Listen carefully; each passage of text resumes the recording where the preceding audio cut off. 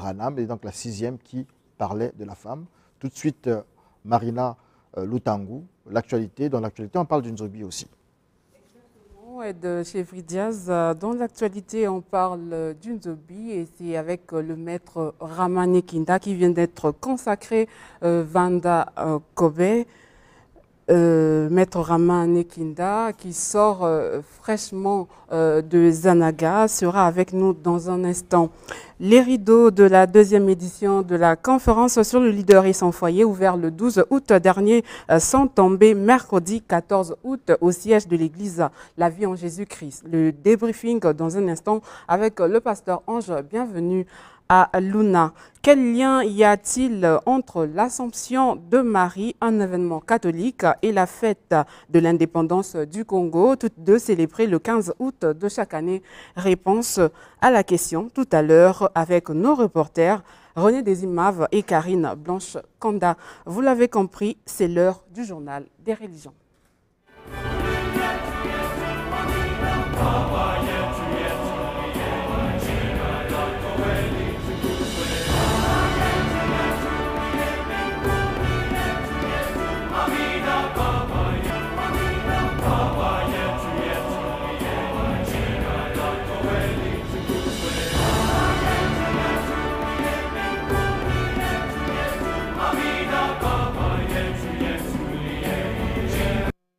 Le 15 août de chaque année, l'Église catholique célèbre la montée de la Vierge Marie au ciel. En d'autres termes, l'Assomption. À Brazzaville, des messes ont été dites à cette occasion. René Desimave et Karine Blanche-Kanda étaient à la paroisse Notre-Dame de l'Assomption.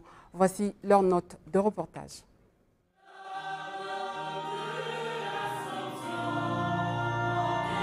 L'Assomption est célébrée depuis la nuit des temps chrétiens en Orient et elle a connu une longue maturation en Occident jusqu'à la proclamation du dogme de l'Assomption par le pape Pie XII en 1950. Alors comment comprendre ce dogme qui est depuis lors reconnu officiellement comme mystère de la foi chrétienne?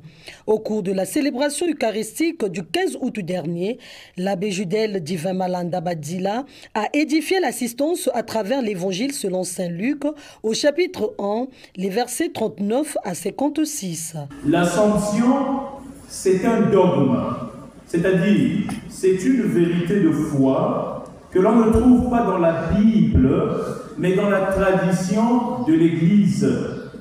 Et si vous allez voir dans cette tradition, vous verrez que, entre autres dogmes mariaux, donc de Marie, il y en a 4. Il y a la maternité divine, donc Marie qui est mère de Dieu. Il y a la virginité perpétuelle, c'est-à-dire que Marie qui est vierge avant, pendant et après son accouchement. Il y a l'Immaculée Conception et il y a l'Assomption de la Vierge. Dans sa prédication, il a également expliqué l'employabilité des termes l'Assomption par les chrétiens catholiques et la Dormition par les orthodoxes. Mais pourquoi la fête de l'Assomption est-elle célébrée à la même date que la fête de l'indépendance de la République du Congo? Il s'agit d'un acte de consécration qui avait été fait par le premier président de notre pays, donc en la personne de l'abbé Fulbert Yulu, qui avait pensé qu'il serait plausible, mais aussi totalement acte de foi de consacrer notre pays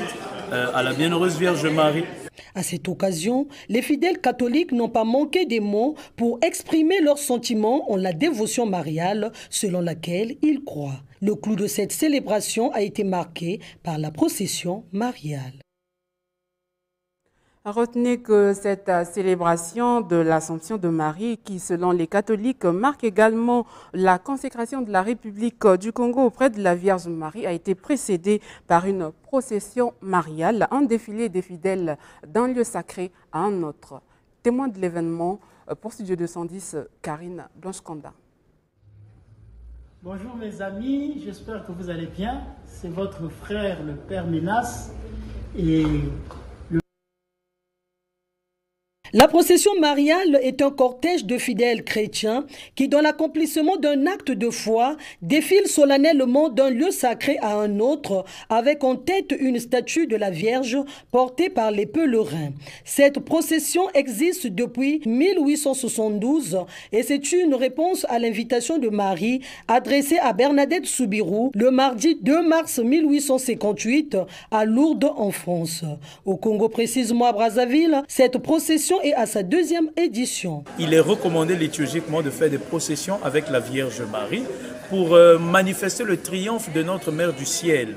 À travers cet exercice spirituel, l'Église catholique veut mobiliser, sensibiliser et encourager les chrétiens à ne pas craindre de prendre Marie comme mère. L'archevêque est d'abord un fils de la Vierge et il en a fait une activité phare de sa pastorale. C'est-à-dire que manifester l'élan de ce qu'il faisait déjà à Dolisie, ici bien aussi à Brazzaville. Il ne s'agit peut-être pas de faire des convertis, hein, ça serait un prosélytisme, c'est-à-dire coûte que coûte montrer aux gens qu'ils doivent adhérer à la vénération de la Vierge. Non, mais il s'agit simplement de certains enfants catholiques qui reconnaissent Marie comme étant leur mère, mais aussi la mère de tout le monde. Hein. Pour une meilleure préparation de la procession mariale qui s'est déroulée le 11 août dernier, l'archidiocèse de Brazzaville, sous le haut patronage de son archevêque, Monseigneur Bienvenu Manamika Bafakwaou, a organisé un triduum du 7 au 9 août dernier en exhortant le peuple de Dieu sur l'obéissance, la descente de l'Esprit Saint sur soi et sur l'arche d'alliance. L'affirmation selon laquelle la République du Congo a été consacrée à la Vierge Marie n'approuve pas l'assentiment de tous les catholiques. Suivez à propos le père Menas, prêtre orthodoxe. C'est votre frère, le père Menas, et le pays me manque beaucoup. Je voulais vous le dire déjà d'entrée de jeu. Nous avons célébré la fête de l'Assomption de la Mère de Dieu, et là je suis recteur ici en Martinique, un territoire français qui se trouve dans les Antilles. C'est très loin, c'est 2 vols pour arriver au pays. Alors, avec la demande de beaucoup de gens, on m'avait demandé c'est quoi cette fête de l'Assomption. En fait, laissez-moi vous expliquer. Cette fête, elle date depuis le 6e siècle chrétien. À l'époque, il n'y avait pas des catholiques en tant que tels, et il n'y avait pas des orthodoxes en tant que tels. L'Église était toujours appelée une sainte catholique apostolique. Donc les orthodoxes et les catholiques étaient la même Église. Et on a toujours célébré ce mystère de la fin terrestre de la Vierge Marie. Mais cette fête a d'abord commencé à l'Orient, ceux qui sont devenus les orthodoxes si vous voulez. Mais ce n'était pas vraiment encore les orthodoxes. Hein. Donc c'est une fête qui a commencé en Orient chrétien, où l'on célébrait ce qu'on appelle la dormition. C'est-à-dire, c'est le sommeil paisible que la Vierge a eu avant de monter au ciel. Parce que pour l'Orient chrétien, Marie a connu une mort sans mort. Il ne s'agissait pas d'une mort avec la mort biologique ou une mort clinique. Il ne s'agit pas d'un arrachement douloureux. Parce que nous, quand on va mourir, c'est un arrachement douloureux. Mais Marie n'a pas connu d'arrachement douloureux. Et les apôtres étaient réunis autour de son corps. Et là, on emmène le corps à Gethsémani pour l'enterrer. Et 3 jours après, le corps de la Vierge est monté au ciel. Ce mystère a toujours été donc appelé la dormition, pour montrer que la Mère de Dieu ne peut pas être classée parmi les défunts. Parce que les saints, quand ils meurent, ils sont dans un état intermédiaire. Ils attendent la fin du monde. Les saints attendent la fin du monde. Quand le Christ reviendra pour ressusciter, pour juger les vivants et les morts, alors là, les saints ressusciteront. Ils vont recevoir leur corps, ils recevront leur âme. Mais pour le cas de la Vierge Marie, il ne s'agit pas de la même chose. Marie anticipe déjà l'état eschatologique. Elle est au ciel avec son corps et avec son âme. Donc on ne peut plus la classer parmi les défunts. Non, parce qu'elle joue déjà du privilège de la résurrection. Donc elle anticipe dans son corps ce qui arrivera à la fin des temps, que nous appelons l'eschatologie, la parousie, la fin des temps. Marie est déjà là. Donc Marie est déjà au terme du chemin. Nous sommes sur la route qui mène, c'est-à-dire le jour de la résurrection. Quand le Seigneur viendra, il nous prendra aussi avec son corps. Donc fêter cette fête, c'est une manière de fêter notre avenir, ce que nous aussi nous allons devenir. Et l'Église catholique appellera cette fête Assomption. Ça veut dire quoi? En fait, ils appellent ça Assomption pour différencier de l'Ascension. L'ascension, c'est le Christ qui monte au ciel, il s'élève de sa propre force, par la force de sa divinité. Par contre, Marie ne va pas au ciel de sa propre force, elle est prise. Donc, ce n'est plus trop la même chose. Dans l'ascension, l'acte est plutôt actif, l'acte est plutôt volontaire, de par sa propre puissance. C'est l'ascension. Alors, l'Église catholique, en disant ascension, veut montrer qu'elle ne va pas au ciel de sa propre force. C'est le Christ qui la prend. Et cela donc, et c'est vrai, parce que Jésus lui-même a dit que là où je serai, vous y serez vous aussi. Et donc le corps de la Mère de Dieu a connu ce que j'appelle dans mon livre, que je viendrai bientôt développer au Congo, mon livre qui a été préfacé par Monseigneur Bienvenu Manamika, que je salue ici, l'archevêque catholique de Brazzaville. Dans mon livre, je parlais de ce qu'on appelle les 4 propriétés de la résurrection. Que le corps de la Vierge Marie jouit déjà des 4 propriétés de la résurrection. L'incorruptibilité, l'immutabilité, l'agilité. Mais c'est compliqué. Alors, pour terminer, quel est le rapport entre la messe, la fête de la Vierge Marie et l'indépendance du Congo-Brazzaville? Alors, d'abord, ce n'est pas quelque chose qui a une conséquence logique. Vous savez que dans les années 60, 58, la France commençait à donner l'indépendance à ses colonies. Et donc là, par exemple, avant-hier, je pense que c'était le Gabon qu'on a célébré l'indépendance. Par exemple, la Belgique avait donné l'indépendance déjà à la RDC, c'est la République démocratique du Congo. Donc les indépendances du Congo ne sont pas liées à la fête de l'Assomption. C'est d'abord une politique européenne. Maintenant, comme nous avons eu un grand leader qui était prêtre, qui s'était présenté être le chef de l'État, il a voulu que cette fête coïncide avec la fête de l'Assomption de Marie. Et parfois, les gens disent que le Congo a été consacré à la Vierge. Alors, mettons un peu une pause. Pour qu'un pays soit consacré à la Vierge, il faut, je ne suis pas spécialiste du canon, mais il faut un décret du pape. À ma connaissance, il n'y a pas encore un décret. Donc, c'était un vieux pieux de l'abbé Fulbert Youlou, un vieux pieux, parce qu'il était prêtre, qui a voulu coïncider la fête nationale avec cette fête de l'Assomption de Marie. Mais ce n'était pas une conséquence de l'Église. Ça n'a rien à voir d'abord avec l'Église. Ne lions pas cette activité avec l'Assomption. C'est parce que parmi les gens, il y avait un prêtre qui avait bien voulu cela. Donc j'étais allé... À l'instant, le père Menas, prêtre orthodoxe. Le pasteur Ange, bienvenue à Luna, nous a rejoint sur ce plateau. Bonjour pasteur. Bonjour madame la journaliste. L'Église de la vie en Jésus-Christ a organisé du 12 au 14 août dernier la 2e édition de la conférence internationale sur le leader et son foyer. Avant de passer au débriefing, nous allons suivre cet élément qui fait le point de la journée inaugurale de cette conférence.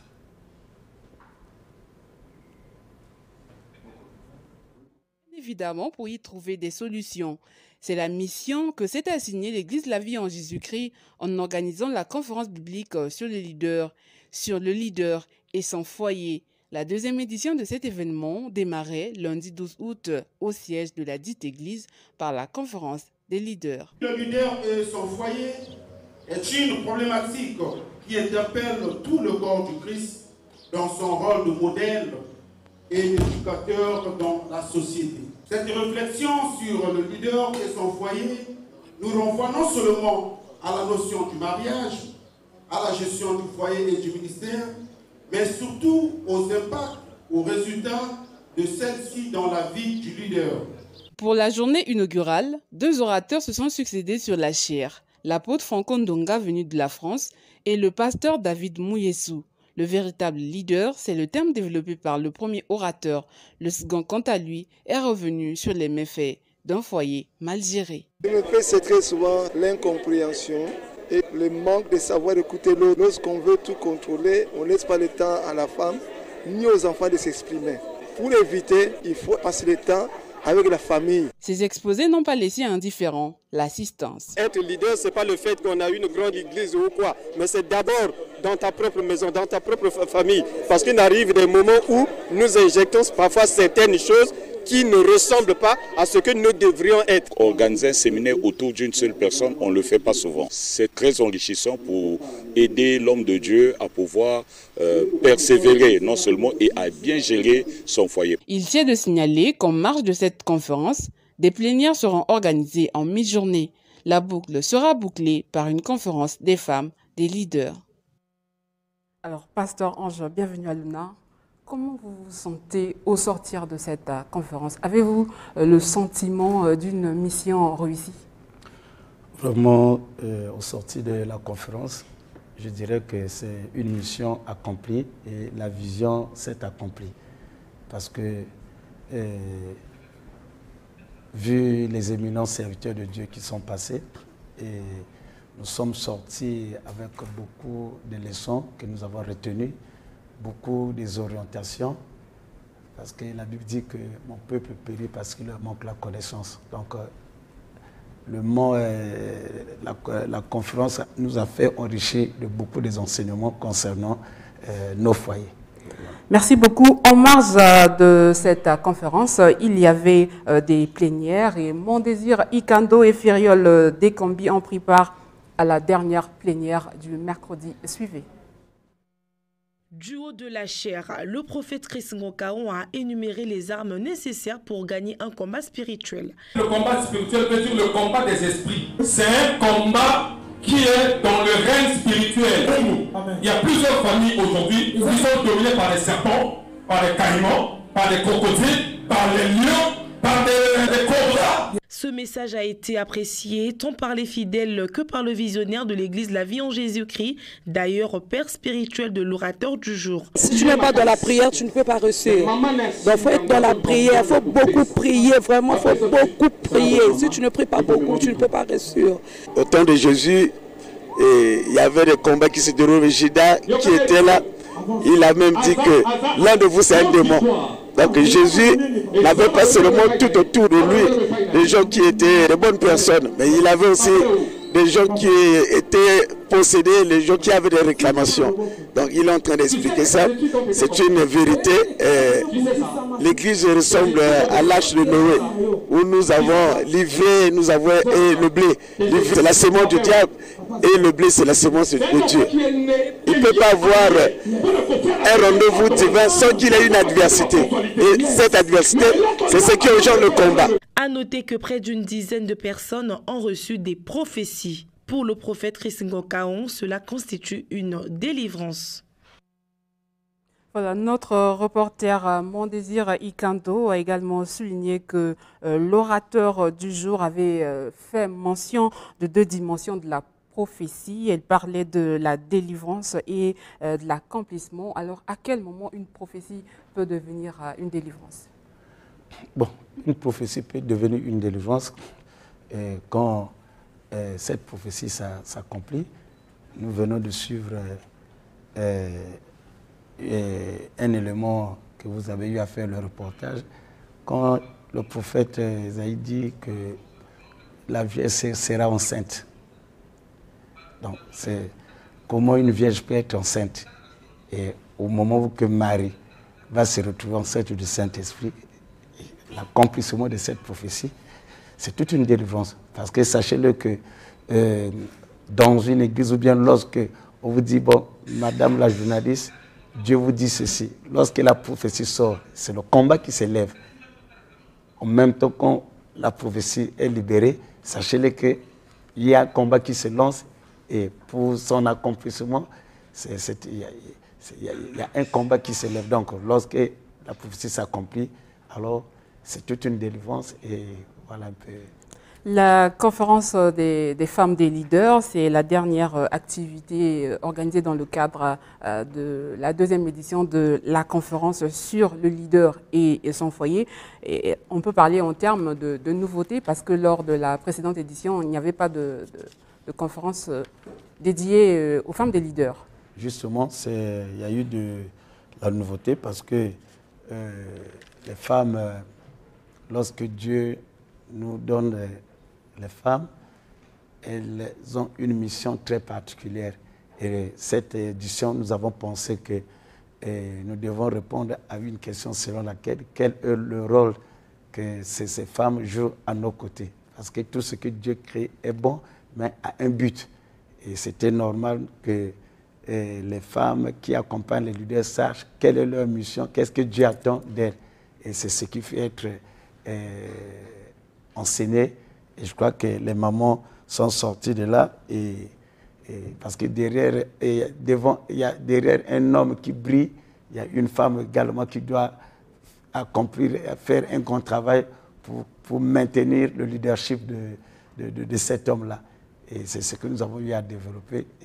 Pasteur, au nombre des thèmes développés lors de cette conférence des femmes des leaders figure la femme du leader et le sexe. Mon désir Ikando y était. Voici son reportage. Le sexe est un ingrédient crucial et indispensable dans le foyer. Le pasteur Landry Ondongo Mbongo a épinglé différentes problématiques liées à la sexualité et susceptibles de faire obstacle à l'épanouissement du couple. Une réalité récurrente surtout dans les couples dits chrétiens et d'ailleurs pas sans conséquences ou dérives comme l'infidélité. Pour Dieu, quand on parle du sexe dans le mariage. Parce que le sexe est une bénédiction que Dieu a donnée à l'homme. Avoir des rapports sexuels avec son mari, ce n'est pas une faveur qu'on lui fait. C'est son devoir qu'on a accompli. On est un dans le sexe. Et en tant qu'épouse, tu dois comprendre que ton mari a des désirs que tu dois assouvir. En tant que mari, tu dois savoir que ta femme a des désirs que tu dois assouvir. Les deux ne devraient pas faire du chantage. Le sexe ne doit pas être un objet de tiraillement dans un couple. C'est dans l'ordre normal des choses qu'un couple normal, un couple régulier, des gens régulièrement mariés aient régulièrement des relations sexuelles. Pour les épouses des leaders qui ne sont autres que les pasteurs, apôtres, prophètes, évangélistes, elles rassurent à avoir été édifiées. Connaissez bon, pas seulement à écouter, mais on doit mettre en pratique. C'est très important et ça contribue aussi à l'épanouissement du foyer. J'ai reçu ma part et j'ai ajouté un plus par rapport à ce que j'avais. L'objectif de cette conférence sur le leader et son foyer avait pour objectif d'aider les leaders et leurs épouses à bâtir sur le rocher leur foyer ou mariage. Voilà, la gestion du foyer, une problématique très capitale. Pasteur Ange, bienvenue à l'UNA. Est-ce que vous comptez à l'avenir organiser une édition en dehors de votre église et ça sera aussi votre mot de fin?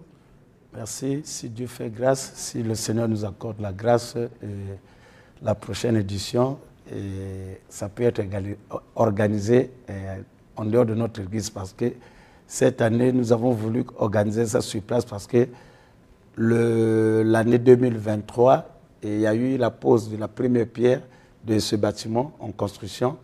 Et une année après, nous avons voulu que tous ceux qui ont participé à cette première pierre puissent voir comment cette œuvre est en train d'évoluer. Donc, voilà. Donc, c'est possible que les prochaines éditions, on peut se rendre à Pointe-Noire ou bien là où le Saint-Esprit, le Seigneur voudrait que nous rendons. Donc, voilà un peu.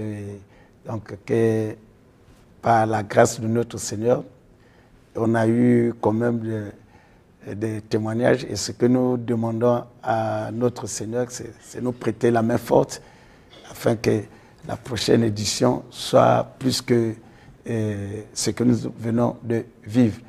Et je n'oublie pas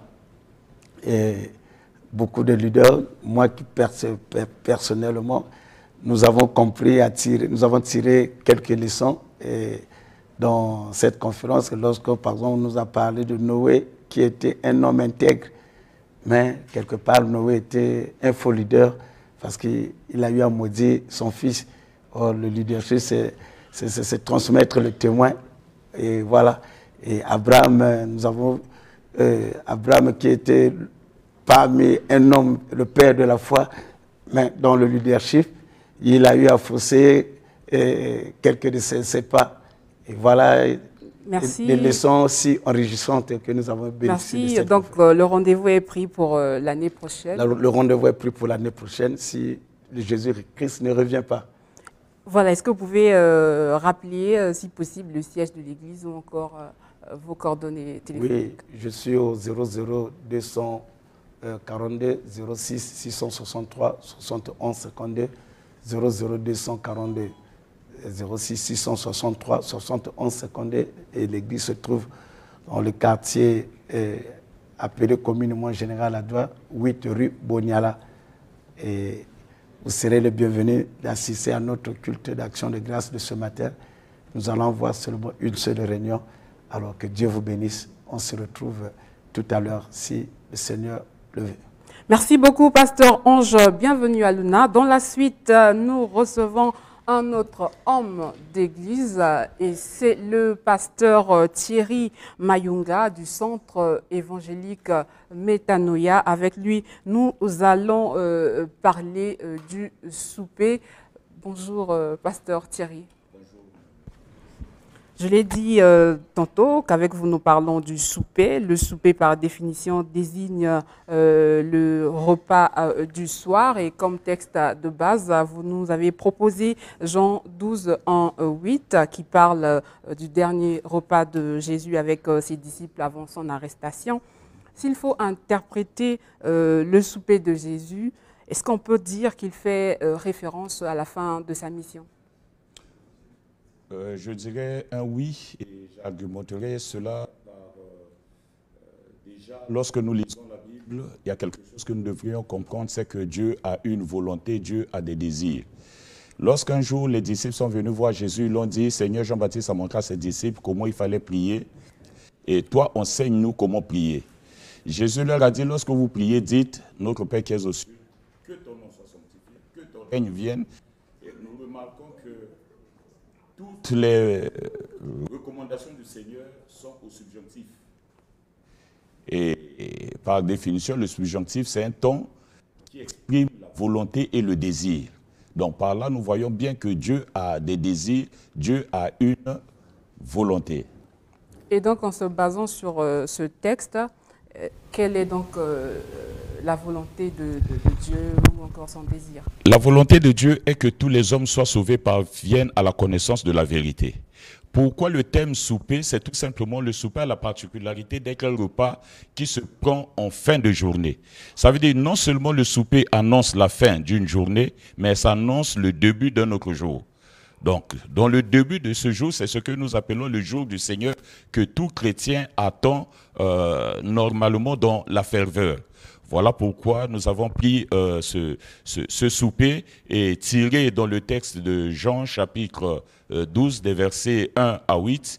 Et la particularité, c'est que pendant ce repas, il y a trois personnages, il y a trois personnes qui sont liées par un lien de sang. Ça veut dire que ce sont des personnes indissociables. Et pendant ce souper, on nous dit que Jésus était attablé avec Lazare, le mort qu'il avait ressuscité. D'un autre côté, on nous dit que Marthe le servait. Et enfin, on nous dit que la Bible nous dit qu'il y avait Marie qui oignait les pieds du Seigneur avec du parfum et les essuyait avec ses cheveux. Par là, la Bible nous apprend que le langage biblique, c'est un langage soit de comparaison, soit de symbole ou de type. Alors, que veut dire Lazare le mort? Lazare le mort, c'est tout simplement la catégorie des chrétiens qui doivent être en communion avec Christ. Et leur particularité, c'est qu'ils étaient morts et ils sont devenus vivants par l'amour du Seigneur. Et la Bible nous dit que tous ceux qui ne connaissent pas le Seigneur spirituellement, ils en sont morts. Et lorsque nous recevons Jésus, nous recevons la vie en Jésus. Et c'est cette vie qui est symbolisée par la communion. Maintenant, c'est Marie qui servait le Seigneur, ça témoigne tout simplement l'esprit du service du chrétien dans l'œuvre de Dieu. Et enfin, cette femme qui oignait les pieds de Jésus, les essuyant avec les cheveux, nous sommes sans ignorer que la Bible définit les cheveux de la femme comme sa couronne. Donc, en s'abaissant aux pieds de Jésus, ça témoigne tout simplement l'adoration. Et les essuyer par ses cheveux, ça témoigne qu'elle a jeté sa couronne aux pieds du Seigneur, comme le fait les 24 vieillards dans le livre d'Apocalypse. Donc, par là, nous voyons que le Seigneur nous donne trois types pour nous révéler quelle est sa volonté. C'est que Dieu veut que nous soyons en communion avec lui, premièrement. Secondement, nous soyons dans le service. Troisièmement, que nous lui adorons. Donc ça, c'est le moyen d'accès à la volonté de Dieu en attendant le jour nouveau qui arrive. Alors, les textes vous avez parlé de Marie qui oignait les pieds de Jésus. Les textes de Matthieu 26 et Marc 14 parlent de la femme qui a répandu l'huile sur la tête de Jésus, alors que Jean, lui, il parle de la femme qui oignait l'huile sur les pieds. Pourquoi cette différence alors qu'ils étaient tous là, ils ont vécu l'événement ensemble et en rapportant le témoignage, chacun le dit à sa façon? En fait, chacun ne le dit pas à sa façon, c'est tout simplement l'orientation biblique. Lorsque, dans la Bible, nous avons, dans le ministère de Jésus, les 4 évangiles. L'évangile de Matthieu, c'est l'évangile qui présente Jésus comme le roi des Juifs, le roi attendu. Donc, lorsque Matthieu, le Saint-Esprit parle au travers de Matthieu, il est en train de révéler Jésus dans son appel, dans son élément. Vous remarquerez que Matthieu, c'est celui qui parle de Jésus en tant que roi. Voilà pourquoi cette femme vient en avance couronner le roi qui sera rejeté. Voilà pourquoi le texte de Matthieu s'intéresse beaucoup plus du côté royal de Jésus que tout autre. Maintenant, Marc, c'est l'évangile qui présente Jésus comme un serviteur. Or, tout serviteur aussi, à la fin de son service, est couronné. Voilà pourquoi Marc parle également aussi de la notion de la tête. Mais pourquoi est-ce que chez Jean, on parle des pieds? Chez Jean, on parle des pieds tout simplement parce que Jean présente Jésus comme Dieu, comme Seigneur.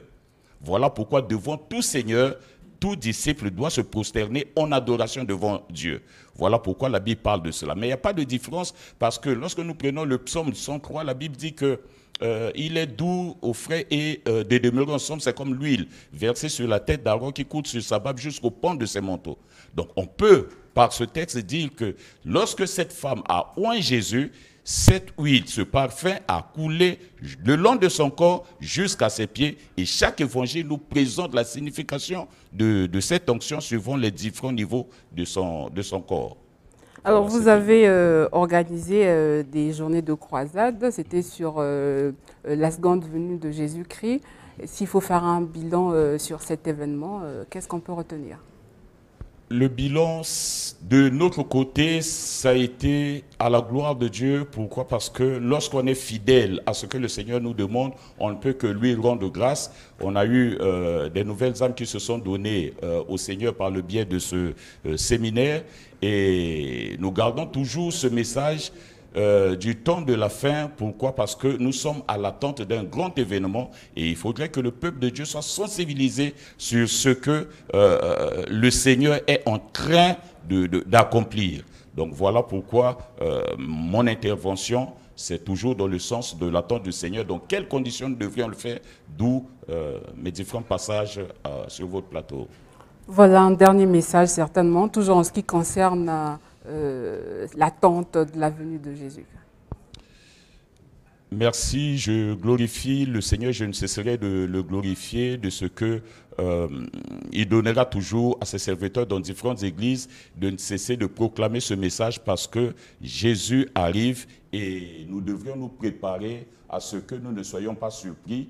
Et voilà, continuer à marcher dans la lumière. J'encouragerai ceux qui ne connaissent pas le Seigneur à chercher le Seigneur. S'il y a une église proche de chez vous, rapprochez-vous. À ceux qui ont baissé les bras parce qu'ils ont été déçus dans la foi, de ne pas se morfondre sur soi-même, mais de se lever, de trouver une église pour retrouver sa foi. Et ceux qui sont dans la foi, j'aimerais vous encourager à persévérer. Je sais que ce n'est pas évident, ce n'est pas facile, mais avec le Seigneur, nous franchirons les murailles.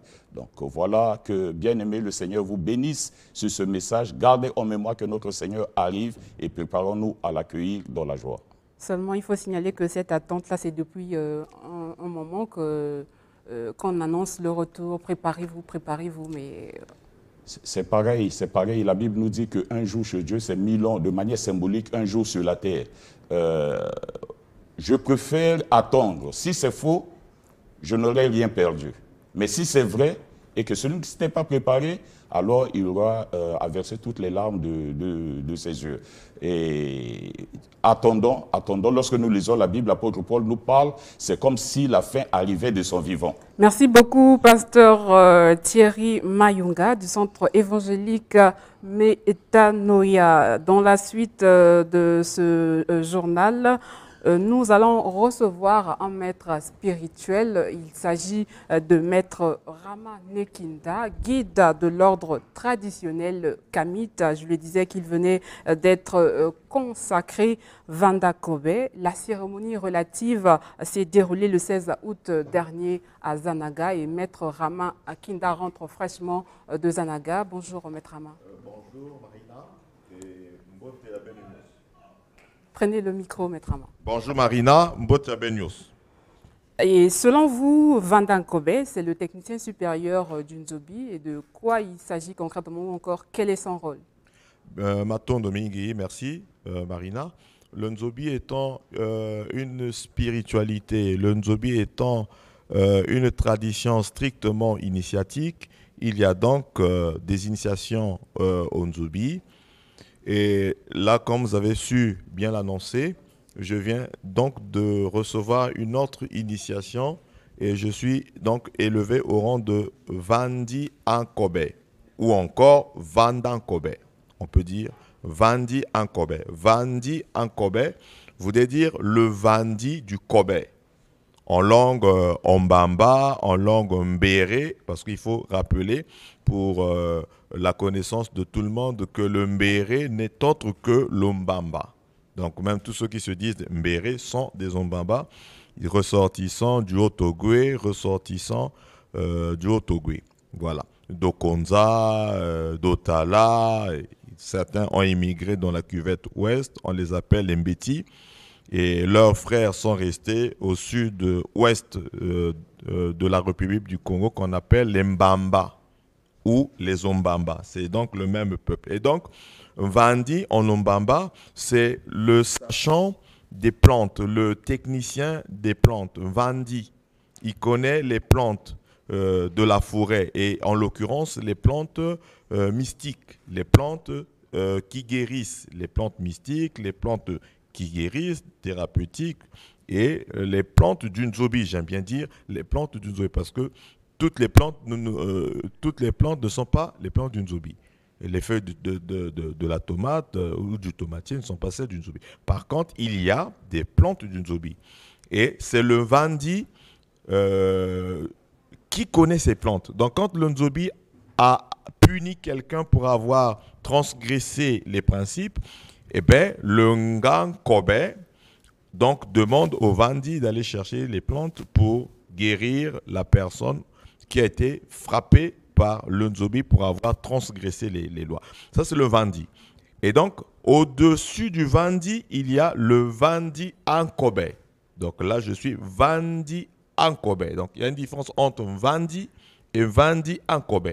Le Vandi Ankobe ou Vandankobe, lui, par contre, c'est le Vandi du Nzobi. Le Kobe, comme vous l'entendez, c'est même la mystique ou le mystère du Nzobi. Tout le monde parle du Nzobi, Nzobi, Nzobi. Le Nzobi en tant que tel, c'est une infinité de connaissances. Il y a tellement de choses dans le monde Nzobi. Le Nzobi, il y a les plantes. Le Nzobi, il y a la danse. Le Nzobi, il y a les principes. C'est vrai. Mais le Kobe, c'est lui-même le Nzobi. Et pardon, pour ne pas perdre d'idée, pardon, le Kobe, c'est lui-même le Nzobi.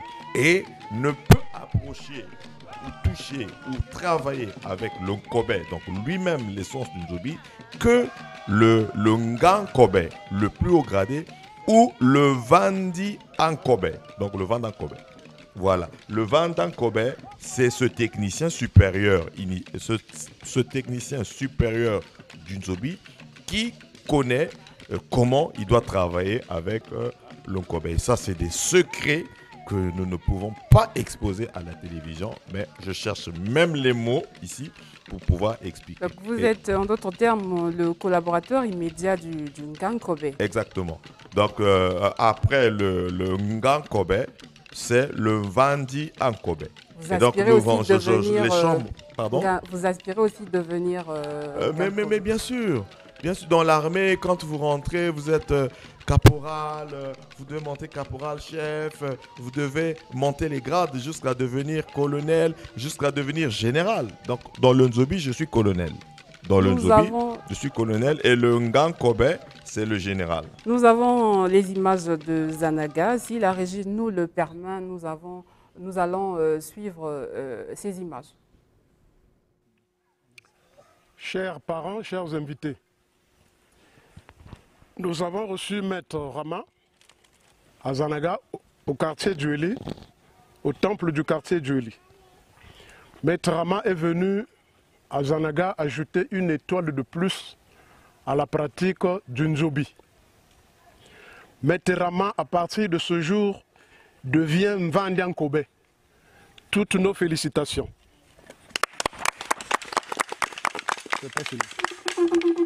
Et on n'est pas Mvandian Kobe par hasard. C'est après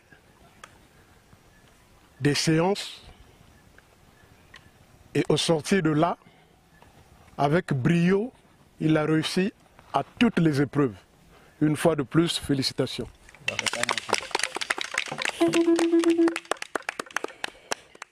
Voilà, dans cette vidéo, on a parlé des épreuves. Quelles sont donc ces épreuves que vous avez... Merci, Marina Boisso.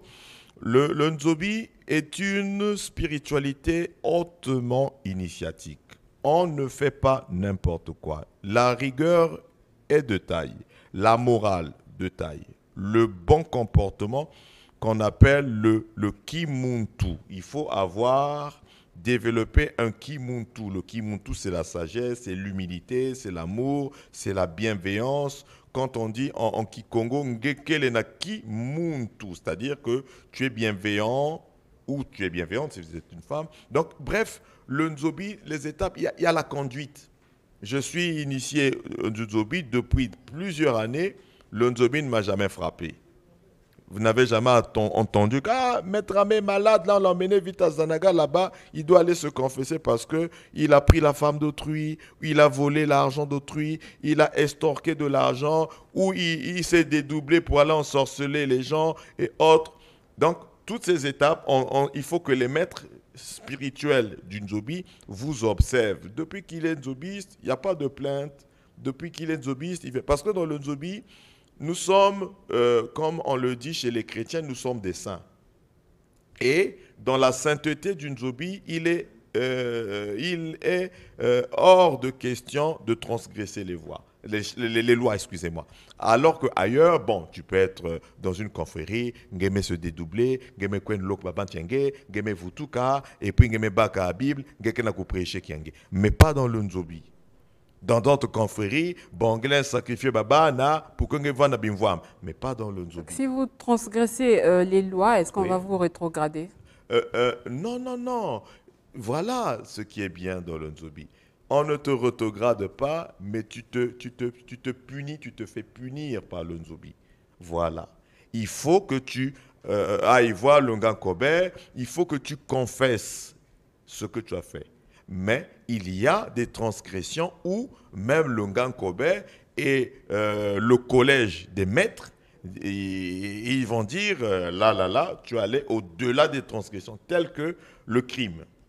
Si tu commets un crime dans le Nzobi, même les maîtres, ils auront du mal vraiment à te sauver parce que la loi la plus dangereuse dans le Nzobi, c'est tu ne tueras point. Parce qu'on ne va pas ressusciter Motungeme Koufwa.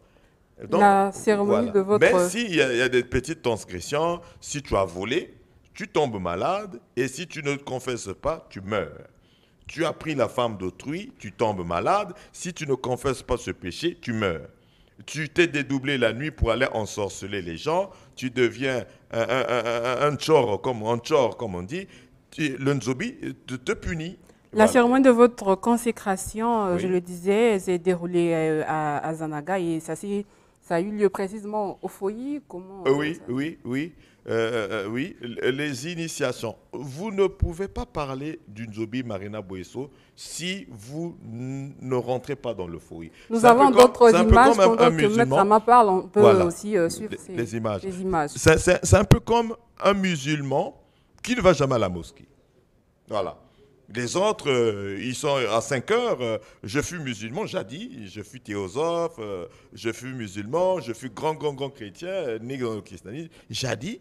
Mais moi, Nanzambi, il faut que tu ailles à l'église. Il faut que tu ailles à l'église.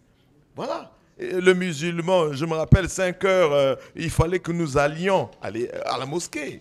Je fus musulman, jadis. Donc, pour nous, les nzobistes, notre mosquée, c'est le foyer. Notre synagogue, c'est le foyer.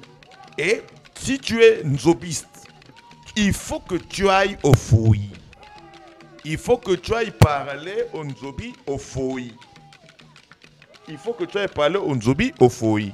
Donc, c'est pour dire que toutes les initiations du nzobi se font au foyer. Il n'y a pas une seule initiation qui se fait hors du foyer. Ça n'existe pas. Donc, ne peut parler du nzobi que celui qui connaît les mystères qui se trouvent dans le foyer. Encore que les mystères du foyer ne se disent pas, c'est une profanation des principes spirituels nzobi qui sont passibles de châtiment mystique. Donc, les pas de danse exécutés sur la vidéo qu'on venait de suivre, oui. C'était donc au sortir de votre voilà, initiation. parce que le foyer, si la caméra y entre, d'abord, ça va se griller et la personne qui a osé rentrer avec la caméra va perdre sa vie. Et quelle est l'interprétation qu'on peut donner Oui, ça c'était au sorti du foyer. Il fallait célébrer le nzobi, parce que le nzobi, en danse, il y a des chants spirituels. C'était au sorti du foyer, il fallait célébrer. C'est une fête. Il y a eu une fête, hein, il fallait célébrer, il fallait dans la joie. Donc c'était au sorti du foyer et tout le village devait savoir que Maître Rama n'est plus un Vandi. Il est maintenant Vandi Ankobe ou Vanda Kobe. Voilà. Est-ce qu'on peut dire que dorénavant, vous avez la connaissance parfaite du nzobi ou encore il vous manque quelque chose? Si quelqu'un vous disait, merci Marina, que moi je connais le nzobi, c'est un menteur. Que j'ai la connaissance parfaite du nzobi, c'est un menteur. Même mon maître, quand il a fini de m'initier au nzobi, il me dit, même moi je continue à apprendre. Ce que tu as appris, tu vas encore continuer à apprendre et apprendre et apprendre et apprendre. C'est une université infinie de connaissances. C'est comme si quelqu'un te disait, je connais toutes les vertus des plantes. C'est un bourreur. C'est un bourreur. C'est un bourreur. Même Salman de la Bible n'a jamais osé dire qu'il connaissait toutes les vertus des plantes. Franchement, je ne connais pas quel est cet herboriste qui peut oser mentir, dire qu'il connaîtrait toutes les plantes. Le nzobi, c'est pareil. Toutes les plantes que vous voyez là, il y a des mystères là-dedans et à chaque fois, il faut toujours aller à l'école de nzobi. Voilà. Merci beaucoup, Maître Rama Nekinda, et toutes mes félicitations. Merci. Et pour chuter, venez apprendre, venez vous initier. L'Afrique n'a pas de religion, l'Afrique a des traditions, l'Afrique a une spiritualité et les Africains se font initier. Donc, pour tous ceux qui veulent devenir comme Maître Rama, avoir la protection, la puissante protection, vous pouvez nous contacter, la puissante protection de Nzobi, vous pouvez nous contacter au 242 06 991 31 97. 242 06 991 31 97 ou le 242 05 748 48 32. L'Africain se faisait initier. Chez nous, tout Africain ou toute Africaine devait passer par les initiations. Merci beaucoup, Maître Rama Kinda. Cher peuple du Studio 210, Ed Chevrick Diaz le disait dans son intro que le président du fan club Pointe-Noire du Studio 210, Osgalen Oyono, s'est marié coutumièrement. Donc c'était hier. Et Studio 210 est également présent à cette cérémonie. Nous reviendrons avec force et détails sur cet événement, certainement dimanche prochain. Mais toute l'équipe du Studio 210 souhaite un heureux mariage au couple Oyono. Juste après, vous suivrez questions-réponses avec Mon Désir Ikando qui reçoit Lubasu Lwakanda.